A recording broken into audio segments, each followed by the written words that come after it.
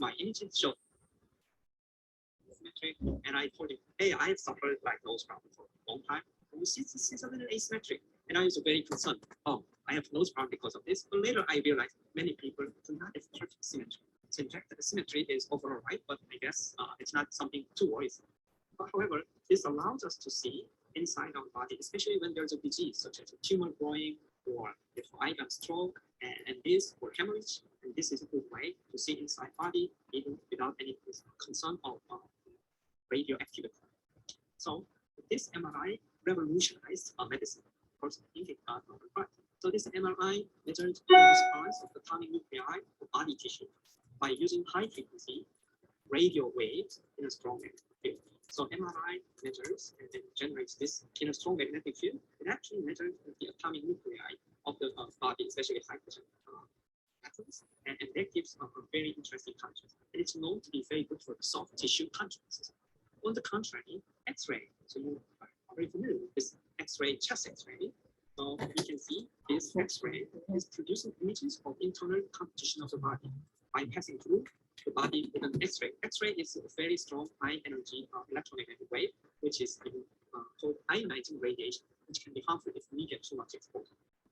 And this shows that you can see these bones are movable, and these bones has more absorption of X-ray. That gives us a contrast, especially it's good for finding out a fracture. And at the same time, this chest X-ray also gives a glimpse of the heart and some of this big vessel in the lung. So this is a standby technique, and by measuring, imaging this absorption to different degrees by different materials, X-ray produces a nice way of imaging. This X-ray is basically 2D. However, we can use X-ray to take even create three-dimensional images. So you can see X create images, three-dimensional images from X-ray CT, and which is computed tomography. And using a contrast agent, we can even see the blood and blood vessel, not only the bone, which is there, we can see a very fine structure of blood vessel. So we can see not only the bone, but the speech, the blood vessel, and even the three-dimensional structures of the body very clearly. Because X-ray has a quite short wavelength, provides us pretty high spatial resolution. So X-ray CT computed tomography scan is now a medical tomography imaging. Tomo means the cut through, so we can basically create a three-dimensional image by computer processing of large series of two-dimensional X-ray images taken around a single axis of the vision. However, this X-ray usually provides anatomical information, while we also are sometimes more interested in the function of the tissue. So how can you measure the function of the tissue, and why is it important? So let me give you an example. So there's a cancer patient who has a solid tumor inside the body, which was discovered with, let's say, detected an MRI, and also X-ray can show that. One of the patient undergo chemotherapy treatment. So patient got this chemotherapy drug, and in fact, the tumor gets back, and it doesn't, while the structure remains, it's also scar tissue. And if the doctor sees through MRI, hey, the tumor is still there.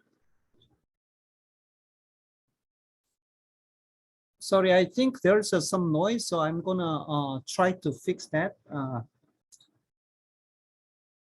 again. So wait a second. Let me start to share it again with this share sound, and I hope this will be better.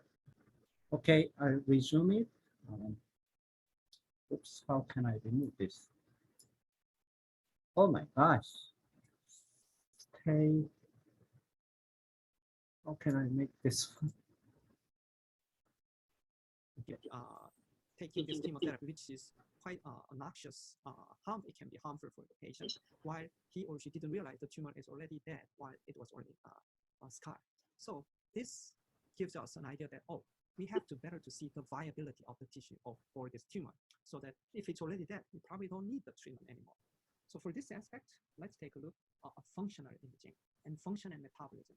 So understanding these functions and metabolism of the imaged parts of the tissue or organ can be very important. So for this, there are a number of techniques, such as called adding functional onto the MRI. So we call functional MRI or fMRI, and which is taking multiple MRI images while there is a functional activity, and that gives some contrast showing up by processing these multiple MRI images. The other example is so-called PET imaging, which is positron emission tomography. So let's take a look first at these brain images. So people realize that when the subject perform a task which is known to specifically activate a part of the brain, then indirectly the blood flow to that part from the neural activity, this blood flow changes, and we measure this MRI over and over and subtract. And that changes can be shown up in this, let's say, right part, left part, and this particular part of the brain can light up. And so this has revolutionized our understanding of how certain specific function or neural activity can be visualized inside the brain. So fMRI measures the brain activity due to changing neural activity via a mechanism called blood oxygen level dependent contrast. So this means this neural activity involves its hemodynamic need, which is supply of the blood, and that changes of the blood and blood volume can be detected by fMRI method. So this mechanism, you can name it as a BOLD, and we call it as a bold contrast. However, I have to say the bold-based fMRI do not see neural activity directly, because we are not looking at the neurons firing and neural activity directly, but of the secondary effect of hemodynamic changes. So it's still controversial that what's the true mechanism of fMRI, what is the smallest resolution of fMRI. So there are still a lot of more to be investigated and reviewed. So the second thing is about positron emission tomography. So PET is a nuclear medicine imaging with 3D images of functional processes in the body. So what does the PET, why do we call it a nuclear medicine? This PET system detects, in fact, ionizing radiation. So a pair of gamma rays. And this allows us to see this through and lighting up. You can see typical PET three-dimensional images will light up brain, which is the most active part in our body. And also PET tracers can be accumulated in the bladder. So the bladder also light up. And more importantly here, this is a patient who has a metastasis, a tumor growing in the liver. And this image shows three-dimensionally where are these tumors are actively growing inside the patient body. So a viable tumor, actively growing tumor can be shown by using this PET technique. Another example is here. So this shows a heart, a cut-through tomographic view of the heart. So if a patient has a problem in the heart, such as right after a heart attack, and we can take a PET image, see that there is a no blood flow in one part of the ventricular place. And then by using PET imaging, also we realize that there is no metabolism, which means that part of the tissue are probably dead and the patient needs a new heart. So there is a permanent damage and the patient needs a transplantation of the heart. While on the other hand, but blood flow is not there. So there's an incidence without blood flow, but using a viability PET imaging, this shows metabolic activity still there. That means this part of heart tissue is still viable. So it's not too late. And to recover the blood flow, you can probably salvage this part of the heart. So this patient may need to go to bypass surgery, which will replace the problematic blood, which feeds blood onto this part by this bypass surgery. So there are a lot of radioisotopes which can be useful for PET, but one thing I want you to remember is called FDG, which stands for fluorodeoxyglucose F18. So this is an analog of glucose for showing regional glucose uptake or tissue metabolic activity, because it's known that like a brain uses a lot of glucose for its activity. Also, a tumor needs a lot of uses glucose for its metabolic activity, and also heart as well. Okay. All right. Okay, guys. Sorry, I think the volume may not be clear enough. So can you listen and understand, follow the volume and movie? Raise your hands. Okay. So those who it's difficult to listen from the low voice, raise your hands. Okay, I think that's at least fine. So let's go through some of the questions and move on. So let's see. So Anho asked a question about what's the different applications in clinic between fMRI and PET. So Anho is asking what are the differences between fMRI and PET, which is actually quite an important question. So out there, who can try to answer? Raise your hands. Okay, when we discuss, please, you can actually turn on the mic. Let's see. Nobody? Let's see. Any guess? Okay, so let me ask again. Who have taken MRI for their own brain? Raise your hands. Oh my gosh. So nobody? Okay, I showed you my MRI to you. So I strongly encourage you, you should take MRI whenever possible. Who have seen PET imaging, the PET imaging itself, the machine before, by yourself or your maybe family members? Raise your hand. Okay, Janice, can you try to answer this question? For MRI, they're using just For MRI, they're using just kind of the magnetic fields that provide the imaging, but for PET, they're using the radio tracer or the ionizing radiation inside the body and the machine captures the positron, the pair of positron to provide the imaging. That is the different point between MRI and PET. Okay, actually, that's pretty good. Janice, can you also maybe explain how fMRI works? Sorry, didn't hear. Oh, sorry. You cannot hear? Can you hear me? Okay, let's see. Maybe others can know about this. Oh, yeah. Anho, you asked the question. I'm sure you know what fMRI is. How is fMRI different? I understand like fMRI, they depend on the oxygen flow in the body. Yeah. So they can, but I mean like, as I know the PET, they also use for the cancer patients. Yeah. And fMRI, I think is also like in the tumor tissue, they also increase the blood flow. So if we can use the FRR, we also use for the cancer patients. But why was normally I see they use the PET for cancer patients, but not MRI. So that's why I asked the question. Oh, okay. Oh, yeah. I think the question is quite a valid question. And, you know, at the end, we have a medical imaging lecture. So you will know by then, but this is a good question. So as Anho pointed out, PET is using radioisotope, which is an analog of glucose. So in our body, especially brain, heart are using up glucose all the time.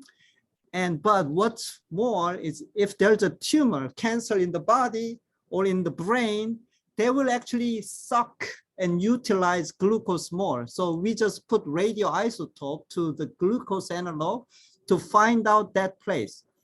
Also, even we use PET for functional brain imaging, such that like fMRI, if we utilize some part of the brain more, they will uptake more glucose. So relatively, there will be more PET signal coming out, special part, which is high neuronal activity. So in that sense, it kind of have a similarity with fMRI.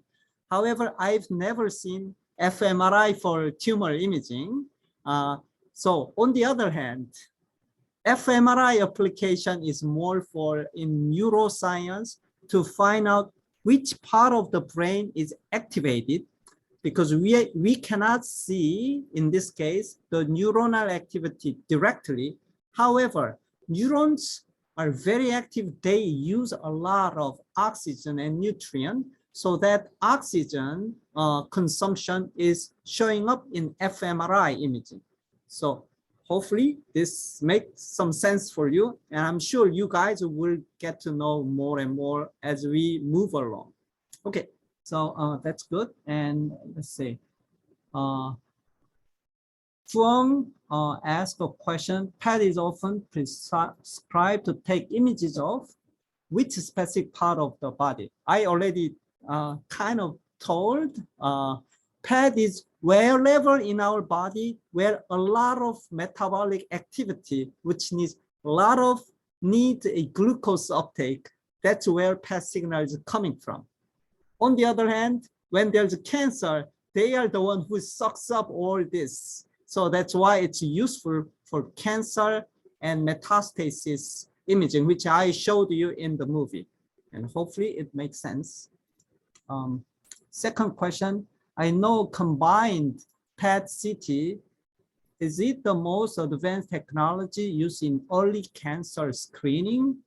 Oh my gosh. I would say, I think which is good, but PET is very expensive, which requires a nuclear isotope, and the machine itself is several $1 million. It can be $1 million machine or even several million. So for screening, it might not be good because we need a cheap way. And this will be covered in our cancer section, which is at the end of the, usually middle of the lecture. And hopefully this answers to you. Let's see, Doreen asked a question. Are gamma rays used in PET as bad as X-ray for the body? Oh my gosh. Maybe who can answer this? Okay. Yeah, not. Can you guess which one's bad, more bad, gamma ray or X-ray? Not. Oh my gosh, not is like frozen. So let me see.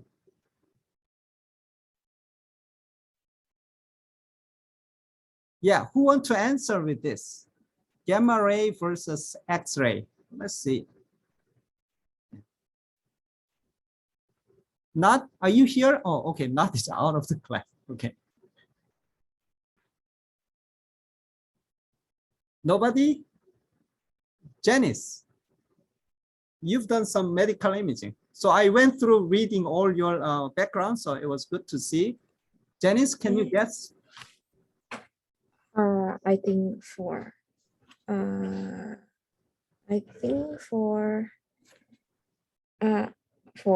in medicine, for the gamma ray can be harm the patient than X-ray because the energy of gamma ray is higher than X-ray. And when you use the PET, you have to put the radio tracer inside the body. That's why it can be effect to your body inside. Yeah. Oh, I think that makes a very good sense. Of course, you guys have to know gamma ray has a higher energy than X-ray. For example, gamma ray we use PET is usually 512 keV, kilo electron volt. Okay, and that's very high.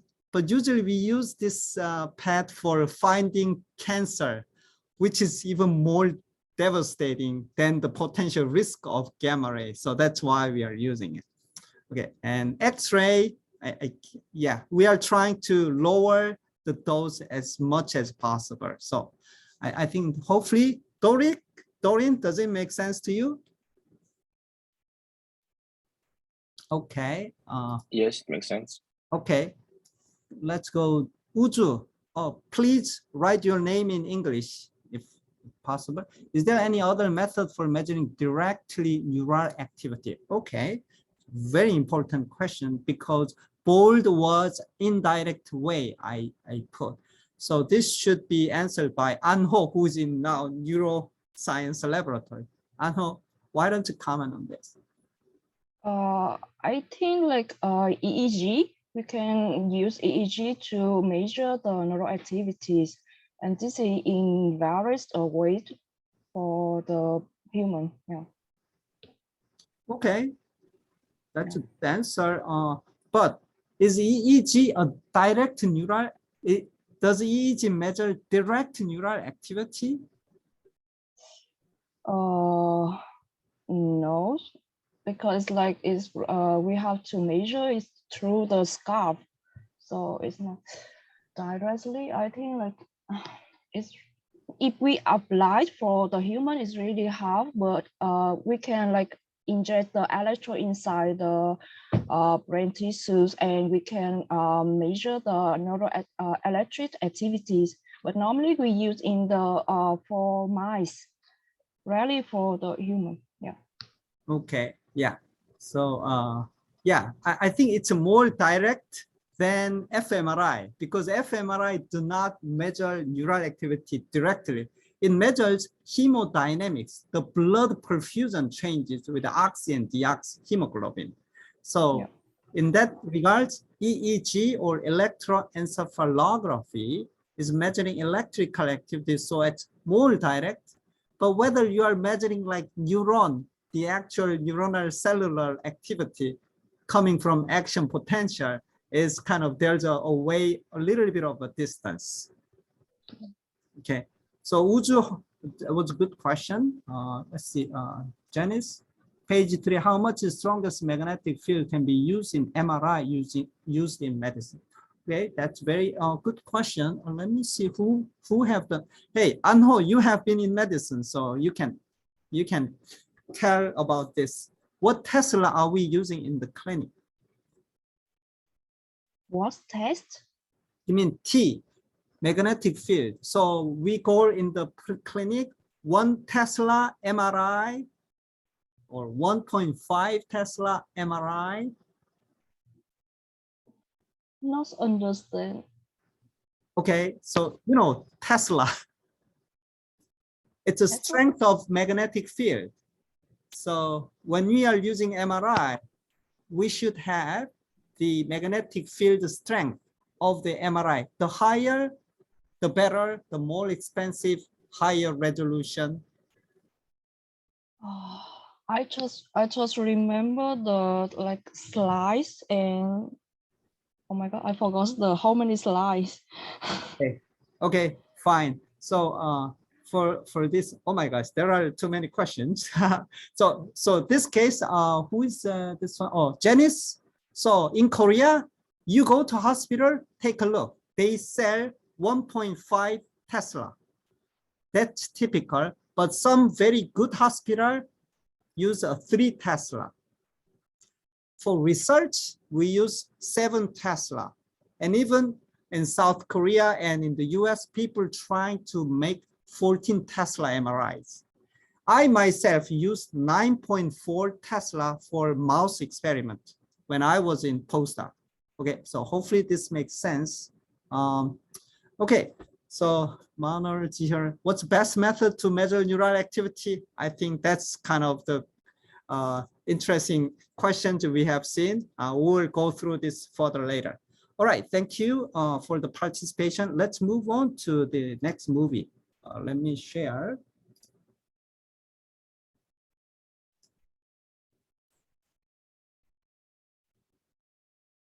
Now, I want to give an example of my story. Okay.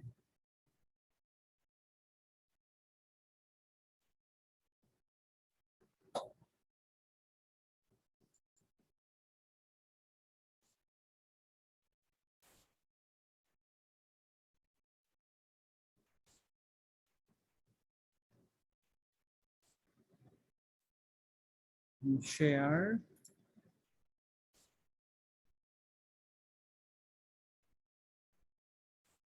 So now I want to give an example of my story because I have been working with biomedical optics field. So optical imaging can be used for biomedical imaging. So this is an example.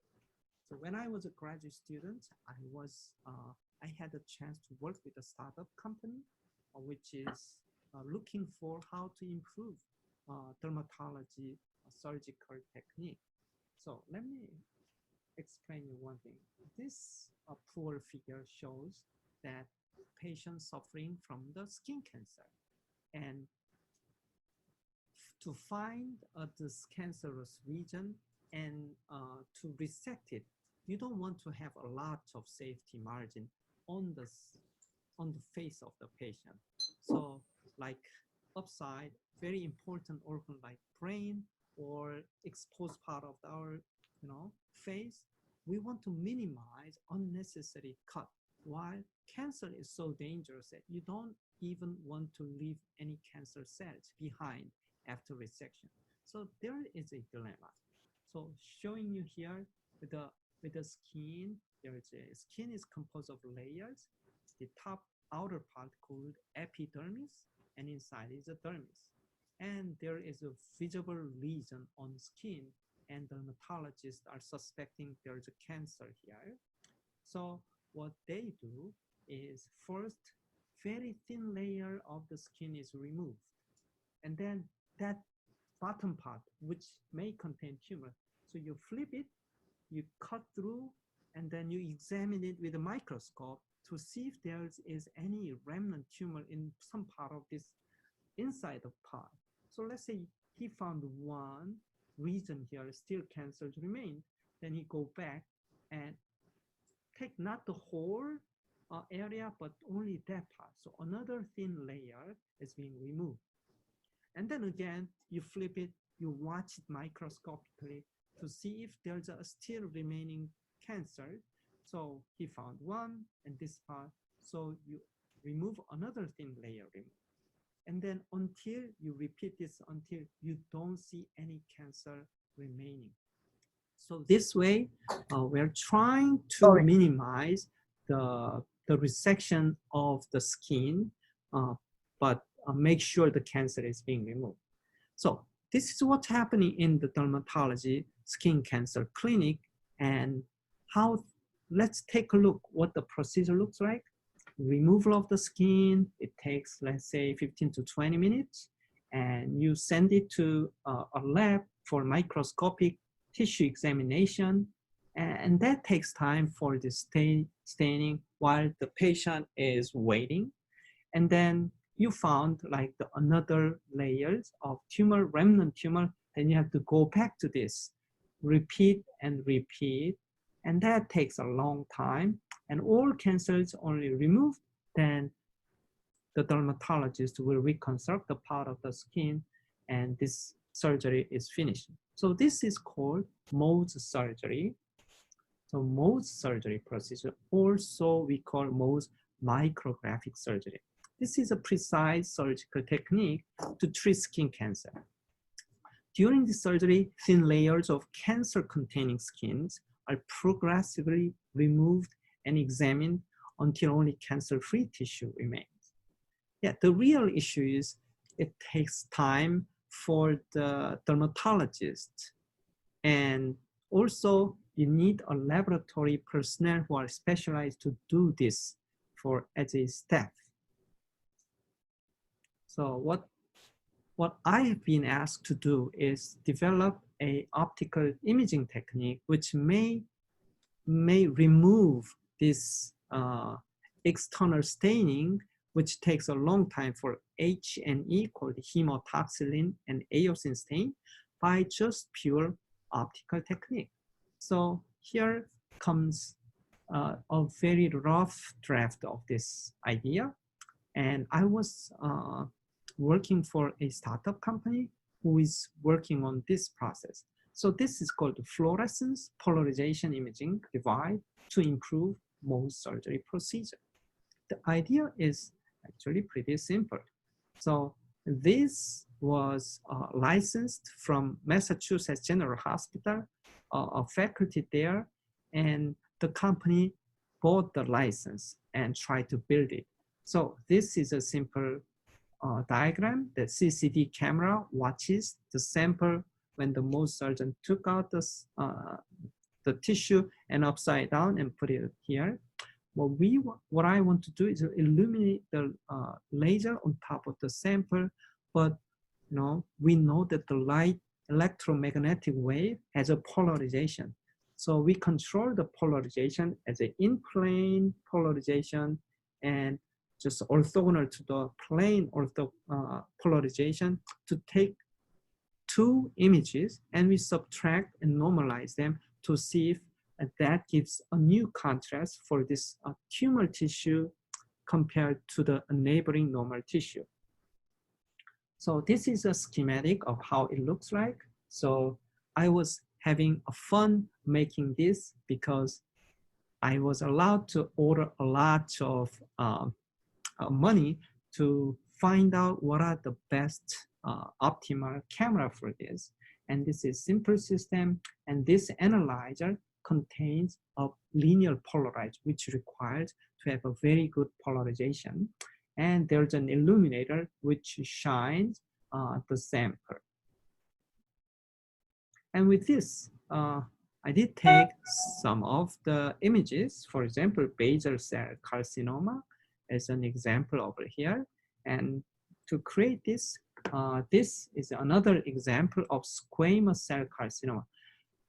By the way, basal cell carcinoma is the most popular common type of skin cancer, and another is a squamous cell carcinoma.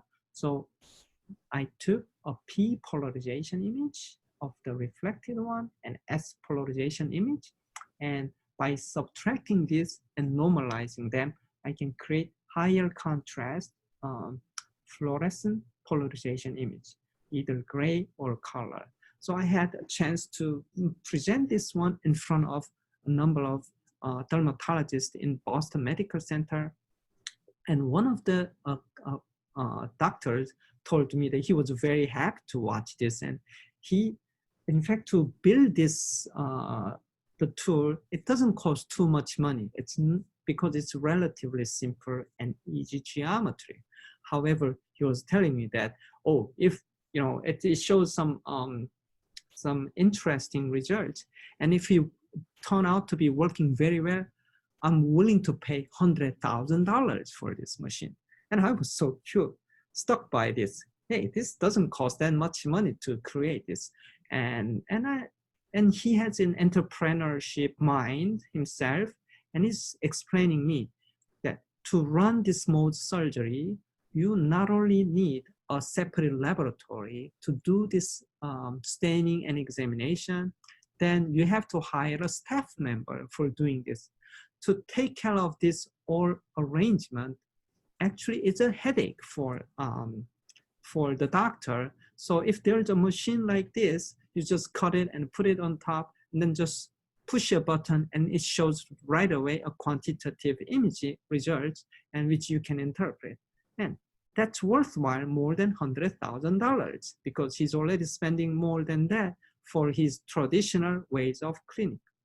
So this is an example. I realized that, oh, biomedical engineers tackle the medical problems by interaction with a clinician who has a lot of a real world problem, and you have your own expertise of engineering to tackle those problems.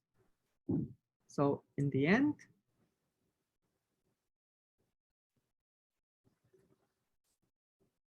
okay, I stopped sharing.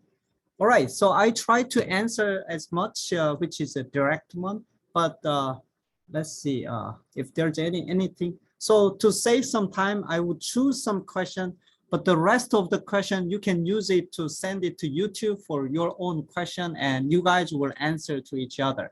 So let's see, any other questions? Let me see. So you can write down your questions here. But I think we'll spend probably a little bit of just one question. Let's see. Okay.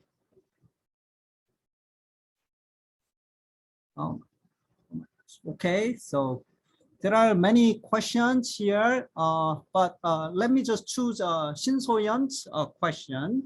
So this is my work, so I think it's easier for me to answer, but you guys are welcome to try to answer from the YouTube. So, but the key part is, I think So-yeon's question is interesting. How do you distinguish between cancer tissue and normal tissue in the picture? So it's obviously the most important question, that we use send the light with a certain polarization, and then interact with tissue. Let's say this is cell, cancer cell, normal cell, interact. And then when it comes out, the polarization state may be different from normal and cancer. That's how we actually have a contrast between normal and cancer. But honestly, I do not know the actual reason, the detailed reason why. So this is a big problem, because even the original people who actually made this discovery, they do not know exactly. But we have a theory that cancer cells are actively dividing, making a lot of organelles, always dividing. So there's a lot of scatterers inside. So the polarization, it tends to be randomized in cancerous tissue and cell compared to more organized normal. So that's my theory, but honestly, I haven't investigated much in detail afterwards. So there's a limitation, but it appears to work in this case. So that's my answer. And thanks for your questions. I think you guys will post this one onto the YouTube. So let's move on to the next stage. Let me see. Okay, let me share the screen. Hi. Now we're going to continue what is biomedical engineering.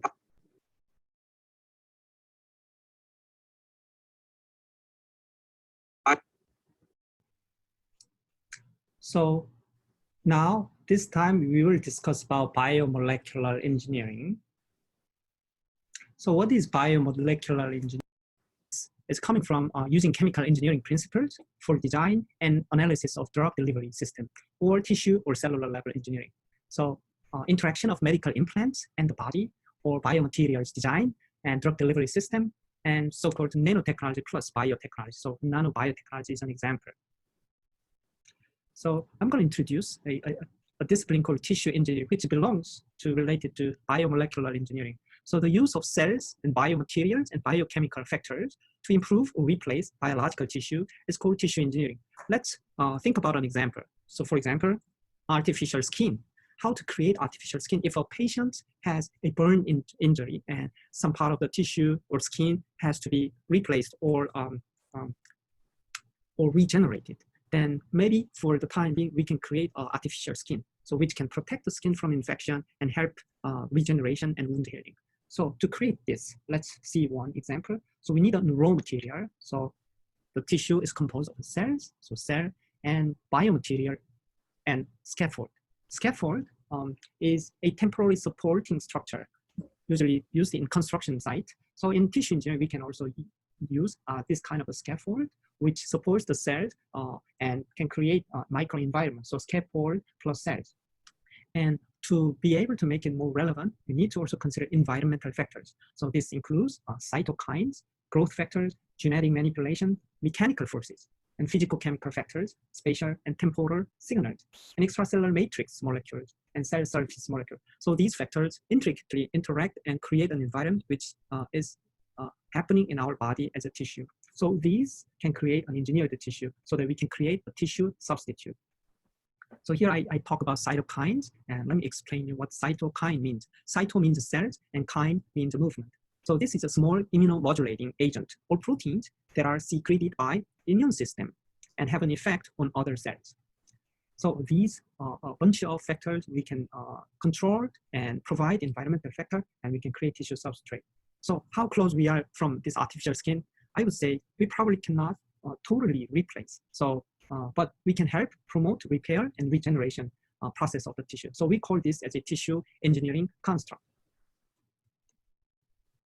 So the second example of biomolecular engineering, and I brought a picture from Wikipedia. This, like this Y-shaped tissue, is in fact a carotid artery. So everyone has the heart sends out blood to through this artery. So there's a common carotid artery. One is going inside the skull, which is internal carotid artery. The other is outside of the skull, which includes the face. So this is external carotid artery. And this is a site where atherosclerotic plaque can be formed very easily. So, and when you are having a health checkup, you could have ultrasound, which measures this carotid artery, and then it actually sees if there's a plaque there, and that's a sign of problems because it can create the fluid, and this blood flow, it can interfere it. So it creates not laminar flow, but the turbulent flow can occur, and sometimes doctors using stethoscope or other technique can actually detect this. So this is an example of common carotid artery, and one of this is internal and external carotid artery. So you can see there is a lesion over here. So this is an atherosclerotic plaque, and from a carotid endoarterectomy specimen. This sounds a little bit difficult, but this endo means endothelium, which means the lining of inside of blood vessel, and arterectomy means by cutting off, peeling off this endothelium to remove the plaque. So this is from the surgical specimen. And this is a problematic because you can see this part, if the tissue underneath the endothelial cells is exposed, and our body has a clotting mechanism to protect blood from leaking out of the our circulatory system. So that blood clot can form, we call it as a thrombus. And this thrombus can travel down, which we call an embolus. So this embolus can go directly into the brain. It can lodge in a vessel that can cause ischemic stroke. So this could be a big problem. And now I talk about plaque. Let me define what is plaque. And you can see from this picture, plaque sometimes means a word ornament which we attach on the wall, such as this word. But in medicine, it's kind of attaching a way, so it's similar, but we call plaque as a small patch resulting from local damage or deposition of material, such as this. Or when you go to dental clinic, they call a dental plaque, which is deposition, which is on our teeth. So in heart, plaque is very important. So this plaque in heart, especially the blood vessel which feeds our heart, can have plaque if we have underlying disease process. This plaque can rupture and cause myocardial infarction. So plaque meaning to stick, and let's see how it looks like. So this is an artery, and this is an illustration of how plaque can interfere with the blood flow. So you can see that when the plaque grows, then that can interfere flow. And in engineering point of view, this diameter is related to resistance of the flow. So this narrowed arterial blood vessel is due to this atheroma. And this atheroma enlarges the arterial wall, can rupture, and it can release blood clots that lead to narrowing of the artery, sometimes complete closure of the lumen. Think about this happens in your heart and the feeding vessel or to your heart muscle, then this blockage can cause a death of the heart tissue, and that can cause heart attack. In medical term, we call myocardial infarction. Myo means heart, myo means a muscle, cardiac means heart, so it's heart muscle infarction. So another example of the plaque is atheroma, which I actually showed it here. So other words, atheromatous plaque. This is a buildup of in the wall of an artery in the arteriosclerosis process. And another example you will hear about plaque in medicine is amyloid plaque. So this is an extracellular deposit of amyloid beta, which is believed to be the culprit of Alzheimer's disease.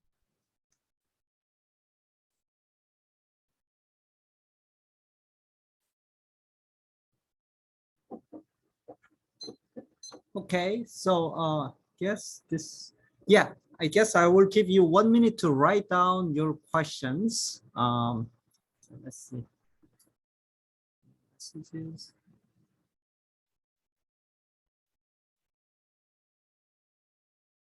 Okay.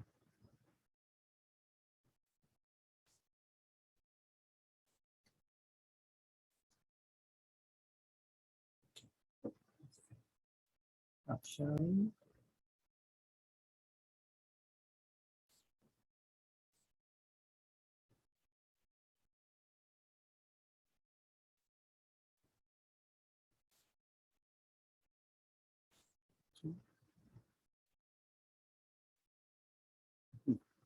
All right, so let's see.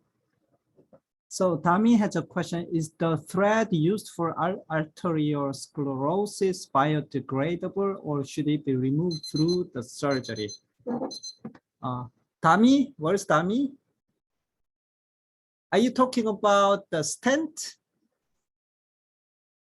Oh, okay.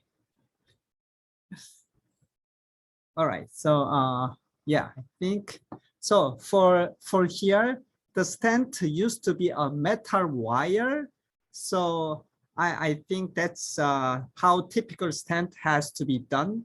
But it's also possible to make biodegradable. But I'm not sure. I do know that in the research setting, people make the biodegradable kinds, but I'm not sure whether it's actually in the clinic. Sorry, if you know, you can answer it later on.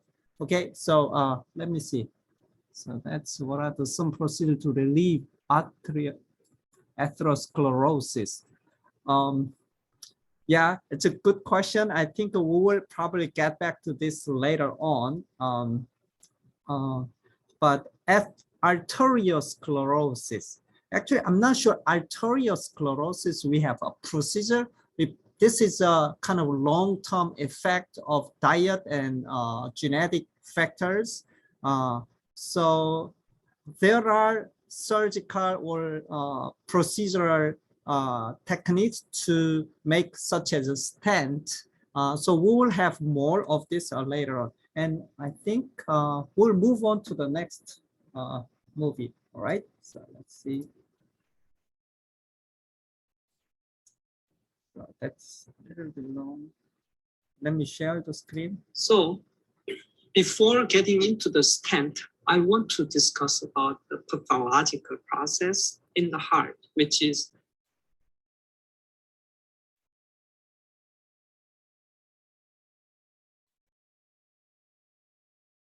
elephant is pushing your chest. So before getting into the stent, I want to discuss about the pathological process in the heart, which is cause of like top killer in the developed country, such as in the USA. So let me first start with this heart. So heart is an organ which is probably one of the most important organ, because without heart, we cannot survive. And it works 24 hours. And you can see in heart, the left ventricle will push oxygenated blood through this aortic arch, and some part of the blood has to come back to feed the heart muscle, cardiomyocyte. And this vessel is called coronary artery, which is located on the surface of the heart. And what if this plaque is forming inside this coronary artery? So you can see this plaque, and that will narrow down the lumen. The lumen is in hollow space inside a tube or blood vessel. So the lumen is narrowed down, then it's harder to push the blood into, so it's hard to support oxygenated blood to the heart. So this is causing a big problem. And not only with that, so you can see narrowed heart and plaque, and this narrowing down can cause angina to the patient. So my mom has an angina, which is a symptom that the patient will tell, like, elephant is pushing your chest. That kind of symptom is a sign that she or he might be suffering from this plaque formation and narrowing down of this coronary artery. So once we found this, we need to do something to enlarge, reopen this narrowed lumen again. So for that, for humans, we developed various techniques. In some cases, we have to completely replace this part of the vessel by taking off a big vein in the patient's leg and then bypass this part. So that's called coronary bypass surgery. While less invasive procedure is this. So this is a catheter, and catheter is a medical thin tube that can be inserted into a body cavity, duct, or blood vessel. And by using this catheter, we can deliver stent, which is initially closed, and later on we want to use a balloon to expand so that we can open this plaqued area. So this shows how to deliver stent with the catheter and through the guide wire, and you locate this. How do we see? We actually use X-ray to observe in real time what's going on. And then when we are placed in the right place, we actually push pressure so that we expand the balloon, which will expand the stent as well.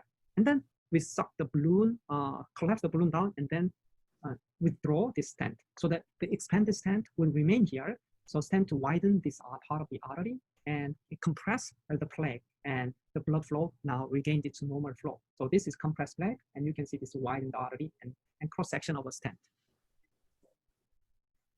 So the stent, if I define, is an artificial tubular structure which is inserted into a natural passage or conduit in the body to prevent or counteract a disease-induced localized flow.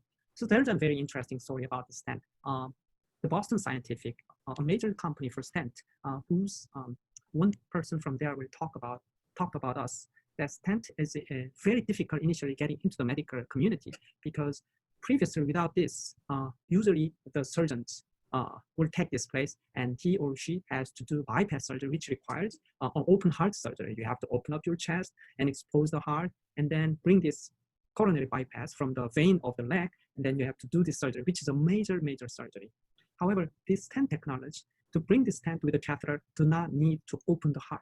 It just goes through a part of the blood vessel, such as femoral artery. So only a small hole that goes into the artery and goes to the heart, through the heart, and finding out this affected area of the coronary artery and do it. So it uses our body's natural blood vessel or conduit. So you don't have to do major surgery. So this simplifies a lot. But initially, this has a lot of resistance in medical community, because It hasn't been done before, and only gradually educating the surgeons who are open-minded and try this and figure out the troubleshoot, and then gradually people realize the benefits of this stent technology. However, there's a big problem. Of course, you can ask, look at this stent is like wired, loosened wired structure, and what if, how long does the stent live? So the stent may sustain depending on patient. However, you look at this plaque can regrow and make this lumen narrow again. And that process we call as stenosis or re-stenosis in this case. And that has become a problem because you have to undergo this procedure again. So people think about this problem, then you need to attack why the plaque is growing and how to prevent the plaque from this stented part to regrow. So that mechanism is related to immunology and many parts of the fundamental of basic medical science. So people developed a new idea of how about putting a drug which is interfering this process and coat the drug onto the stent itself. But this has to be well designed, that the drug has to be slowly releasing its effective molecules and agents so that it prevents the plaque from regrowing.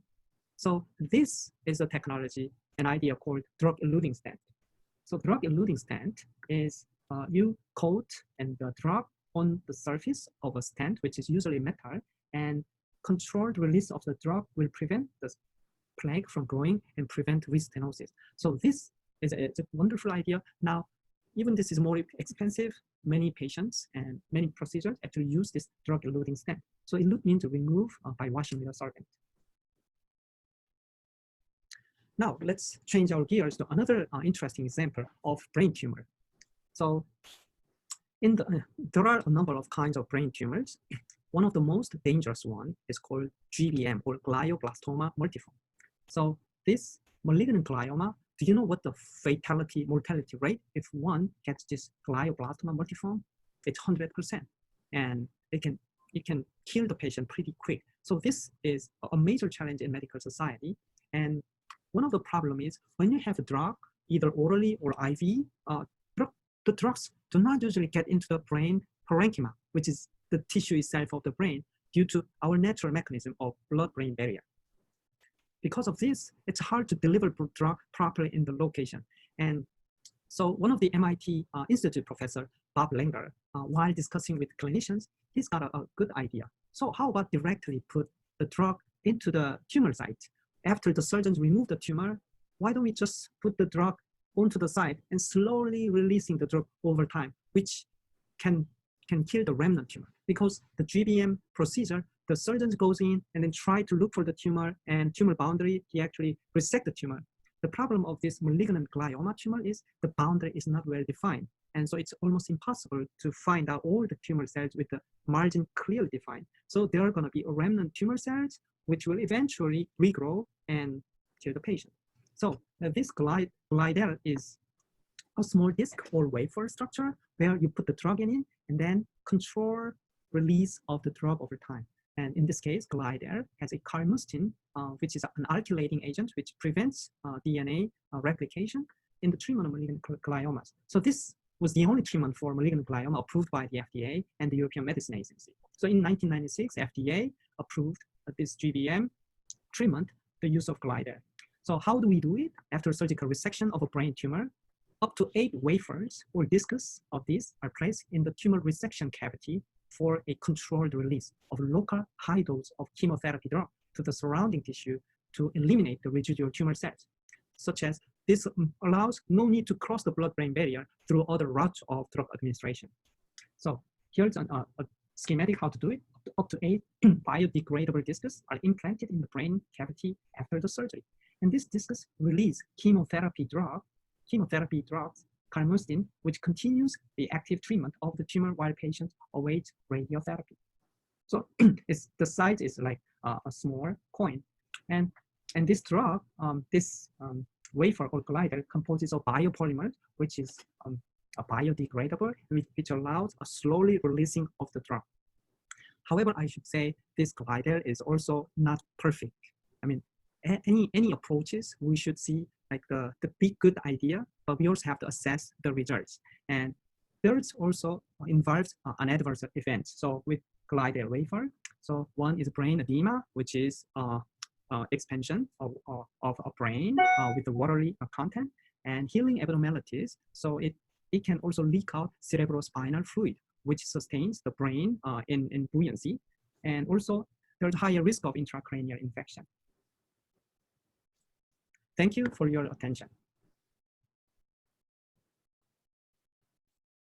Okay, so I hope you enjoy this movie. So you can write down your question while I prepare the second movie for you. I wrote some explanation over here.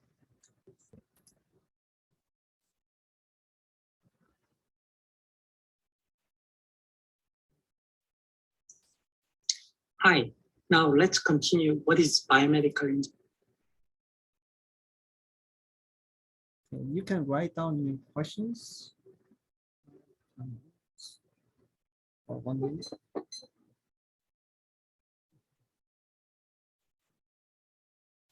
Engineering by examples.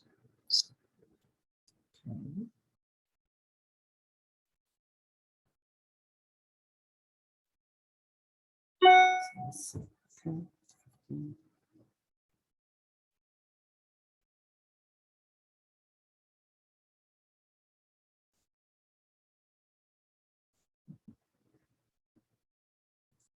Okay, so there's one question over here. Let's say, Youngmin, does blood-brain barrier inhibit the drug from moving to the brain?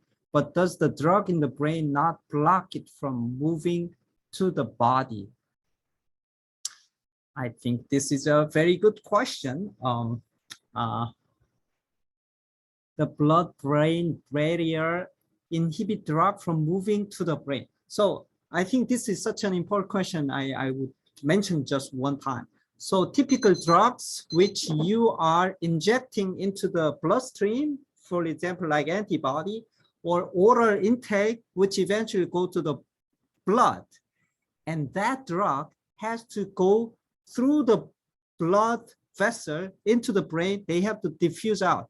However, brain has a special organ to protect it. So there's a blood-brain barrier, and toxic substance, even such as this therapeutic drug, may not enter into the brain very well. That's why this is such an important one. But your question about this drug inside the brain not block it from moving to the body, I think that's a fair question. But at least that drug doesn't go through this blood to brain. It's directly into the brain and it will diffuse out. So that's, I think, how it works. And still, I would say it's not perfect. Okay.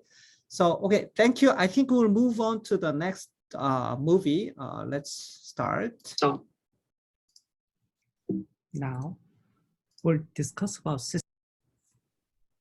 Before talking about it, I want to introduce you to the concept of cell culture or tissue culture. So when you think about bioengineering or life science, you can kind of come up with like growing cells, and this picture might be familiar with you. So what is tissue culture? So when you go to the laboratory, you can find some place called tissue culture room or cell culture room. Inside, there's like culturing of the cell will be happening. So this culture, tissue culture means the growth of tissues and cells that are separated from an organism. Tissue culture commonly refers to the culture of animal-derived cells and tissues, while we call specifically cell culture is growing and maintaining cells under controlled conditions. Here, can you guess what it is? The answer is usually close. And ex vivo. Ex vivo means outside of a living body. So if you look at this, this is called a Petri dish, and this pinkish liquid is a cell growth media, which contains essential molecules for cell growth, and also sometimes growth factors and proper carbohydrate and oxygen and CO2. And this is a picture of a general typical tissue culture room. You can see this laminar hood, which ensures the no bacteria can get inside. So it has a laminar flow coming down, which is a filtered flow, so there's no bacteria, and you need to develop a procedure which will minimize any bacterial contamination. And this Petri dish is also prone to be, it's a wide opening, so it can be easily contaminated. So there are other types of dish. It's called a tea flask. So this tea flask has a much smaller opening, so it is minimizing the contamination. And this is a typical picture of a cell which is growing on top of the surface of this plastic. And these cells, you can see under the microscope, and they grow and grow. And we are using these grown cells for our specific experiment. typically in vitro experiment.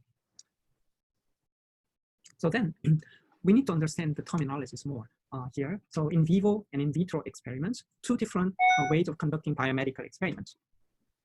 Let's think about an example of cancer biology. We want to study cancer to develop a drug which will kill specifically cancer cells. Then we need the material cancer cells. The cancer cells are, some of the cancer cells can be very strong, that it's almost immortal, and we can grow cancer cells in a test tube over many, almost infinite passages. So this we call as a cancer cell line. And let's try to study, for example, breast cancer. And you can find out breast cancer cell lines, which originated from each of the patient's aggressive cancer cells. So one cell line probably means one representing one breast cancer cell patient's cells. And this has been growing inside a Petri dish, and we grow them enough, and we have, let's say, candidate drug, which will supposed to kill this cancer compared to another control drug. So we can test them out. So this is one way of testing a drug, developing a drug, which is anti-cancer, let's say, against breast cancer. However, the problem is we can kill cancer cells very well in a laboratory environment, in a Petri dish. But why there are still many patients dying from cancer while we can kill cancer cells very easily in this Petri dish? And there could be a lot of reasons for this. However, this environment is very controllable so that we can do a more detailed study. However, we have to always think, what's the reality? Why, when we give this cancer drug candidate to a patient, why many times it doesn't work? And then we have to think about, hey, does the drug administered to the patient get to the tumor site enough concentration? This is a drug delivery issue, and many times this becomes a big problem, which requires an engineering point of view of approach for this drug delivery issue. And on the other hand, this Petri dish environment might not be mimicking fully what's happening inside the body. So as an alternative, we develop a way of testing this drug in the living system, such as an experimental animal, for example, a mouse. So we can grow a human tumor growing in the mouse, and which is more likely to be closer to real human body. So then we give the drug to the mouse and see if this drug effect will slow down the tumor growth or even shrinking the tumor. And then we try to understand what's happening. And this type of study we call as an in vivo study. And of course, even if we can cure a tumor in the mouse well enough, but many times this may not be sufficient enough to guarantee that this drug will work in humans, because humans is more complicated. But this is the way how in biomedical experiments we can conduct and develop a strategy how to treat or monitor the drug activity. So here's a table I prepared. So that's typical two approaches as in vitro experiment and in vivo experiment. So the meaning of in vitro means inside the glass, such as test tube or Petri dishes. While in vivo experiment means in vivo is the Latin and meaning that inside a living body or living organism or living animal. And they have both pros and cons, or advantages and disadvantages. So in vitro experiments is we can replicate this test tube many times, and so we can control it easily and we can replicate easily, and relatively costs are lower. And also faster, you can do experiments in weeks or maybe even days or weeks. And also these cells derived originally from even patient, but has been long time ago, and these cellular materials are causing less ethical issues. While in vivo experiments, is you have to have an experimental animal.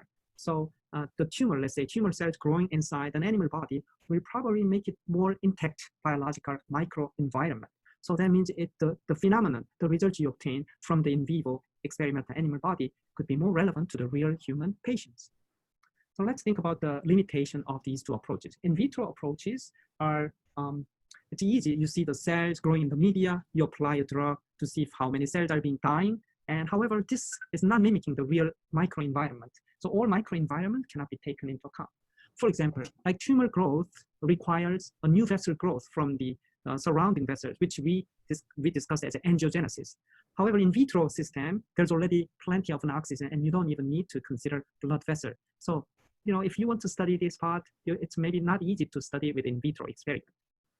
And also, this controlled environment makes it easy to draw conclusion, but that study results may not fully represent what's really happening in the whole organism. So this gives a great insight. However, we have to always ask question whether the result from in vitro is truly realistic. And so we need to test it later on, being able to interpret as a more meaningful result. On the contrary, in vivo experiments is actually using a real organism or animal that is more difficult to control.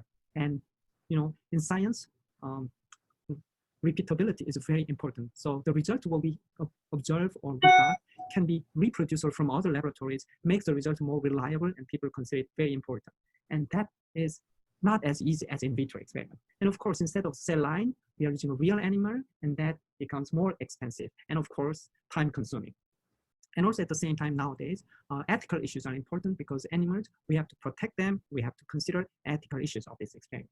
So in these aspects, we have to consider which part to use. Usually people start to use in vitro experiments first, for example, to find out candidate anti-cancer compounds. And then from them, because in vivo is more experiment, those, maybe the best candidates, we can start to using in vivo experiment to see if they have more efficacy against these particular cancer models. And on the other hand, there are ex vivo, which means out of the living body. So when we study of tissue, which is directly removed from an intact organism, and when we call this type of experiment, we call ex vivo experiment. For example, if people want to study brain electrical phenomena, and instead of using in vivo, which is maybe more difficult and complicated, you can just take out the brain from the animal and slice it and make a brain slice and do your experiment with this brain slice, which is kind of still alive. However, it's taken out of the original animal body. So that kind of experiment we call as an ex vivo experiment. And hopefully this makes you understand how to approach this type of biomedical science. Okay, stop share. All right, guys. So now we have one lecture left, and I think I can. So for 1 minute, you guys can write down your question while I prepare the last one here. Okay, let me stop. Okay.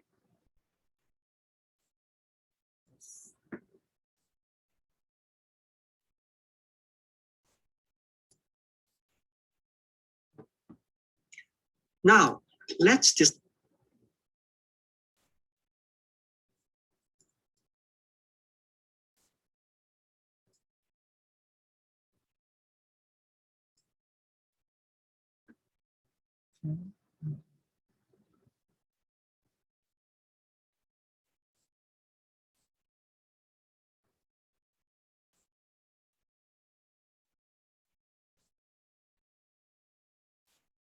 Okay, so maybe a little too fast. So okay, this is the last lecture. I'm sorry, today we have only Monday, not Wednesday.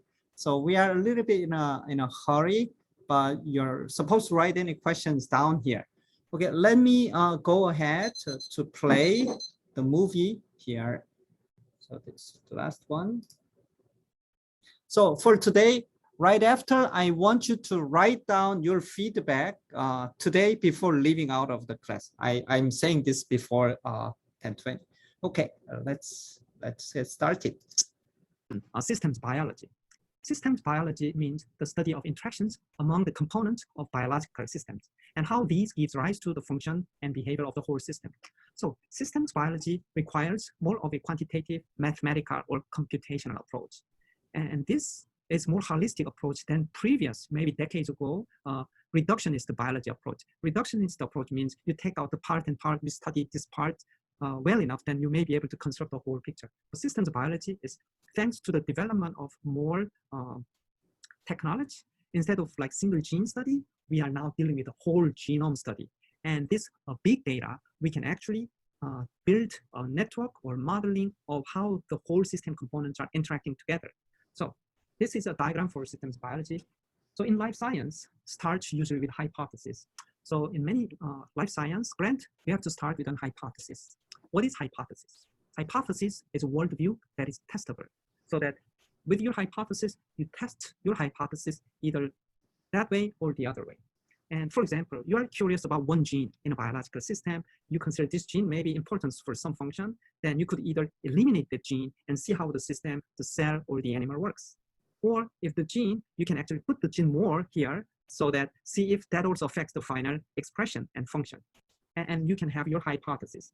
And by this genetic modification, and you measure the outcome with quantitative measure, and life science can study one gene at a time. However, now in this genome area, and we can actually study multiple genes simultaneously. So that requires a system science approach. So we see the biological entity as a system that requires a modeling and synthesis and analysis of the whole system. So which led to information science component. So now we are building a lot of databases, and to study those databases, we need to build a model. So we need a modeling tool, and instead of one, two, or few, we are dealing with hundreds and thousands of all this data. So we need to come up with a better way how to visualize the results.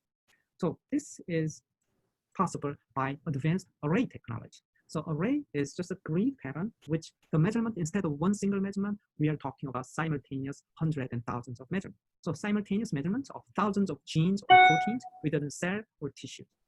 And this can be studied by the advance of bioinformatics. So bioinformatics is the application of statistics and computer science to the field of this molecular biology. And that has been associated many disciplines. So I want to give you an example that, so DNA sequence, a single DNA study, a gene study, we call genetics. Now we are talking about the whole genes. So that allows us to study the whole genome. So it's called genomics. And protein expression and the whole number of protein study, we call proteomics. And gene expression, usually from the DNA into the RNA expression, we call gene expression. And that DNA to RNA conversion is called transcription. So this gene expression of study is called transcriptomics. This omics means the whole gene expression. And if we are interested in metabolites, the whole metabolite study is called metabolomics. If we are interested in carbohydrates, then the study of the whole carbohydrates as a glycomics. If we are interested in lipids, and we call it lipidomics. And to deal with this gene expression, I just bring one example here. So each dot means the gene expression of one part. So this green and red is called a heat map. So that compared to the relative average, if the expression is higher, you give more reddish color. If it's lower than average, you give, in this case, it's a green color. And the algorithm makes all of this to be arranged so that you can see similar parts to be similarly arranged. So these gene expression values are from microarray experiments, and one can use heat maps to visualize the results of data analysis. This allows us to comprehensively understand what's going on in a not single level, but the whole number of thousands of experiments. So let's summarize. So this chapter of what is biomedical engineering, we covered the role of biomedical engineers for the development of reliable, safe, and inexpensive medical technology to improve the life expectancy and the quality of our lives. So biomedical engineering or medical engineering is the application of science, mathematics, and engineering design principles ultimately to improve our human health.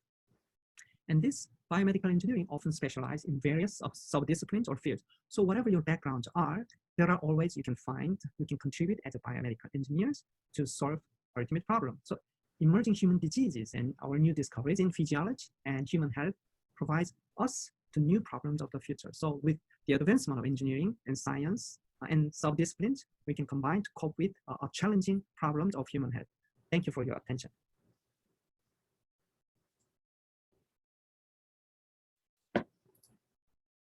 Okay, guys. So now it's about almost 10:20, so it's time to finish.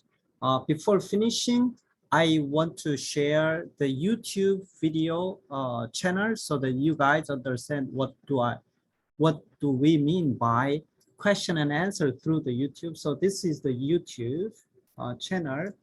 So I try to post the last lectures, your questions over here with your name on it and your page, question and page. I try to put my answers as much as possible over here.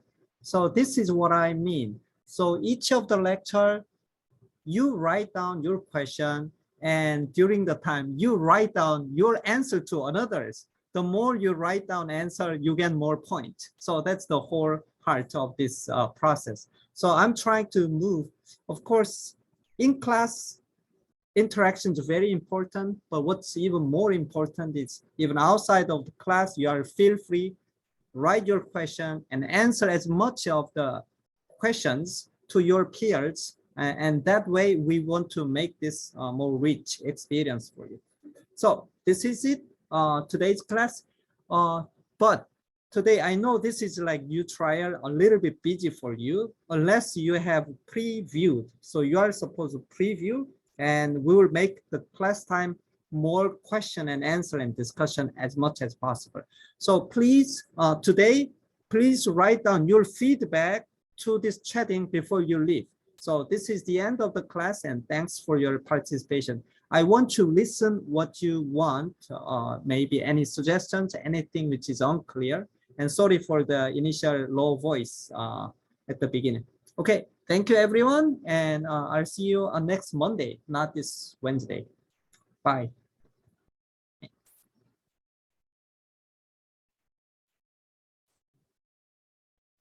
You can stay for a few minutes if you want to discuss a little more, but write down your feedback for today.